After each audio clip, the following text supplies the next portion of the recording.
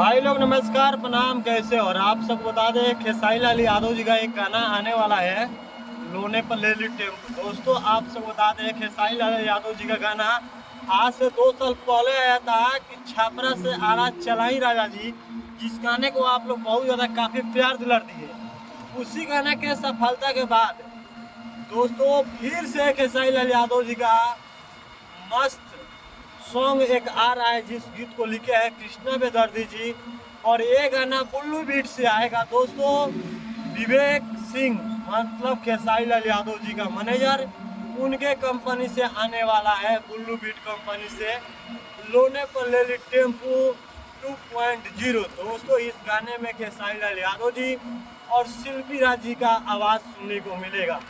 और साथ में दोस्तों बता दें, इस गाने में वीडियो में नजर आएगी आप लोगों को सपना चौहान। दोस्तों आप लोगों को बहुत दिनों से खेसारी लाल यादव जी का एक से एक पे नया मॉडल के साथ खेसारी लाल यादव जी आप लोगों के बीच में तरह तरह का गाने को परोस रहे हैं, और आप लोगों का प्यार दुलार काफ़ी ज़्यादा मिल रहा है। तो दोस्तों नेक्स्ट गाने में नज़र आएगी आप लोगों। और आप लोग को सब्सक्राइब नहीं किए तो चैनल को सब्सक्राइब कर लीजिए, क्योंकि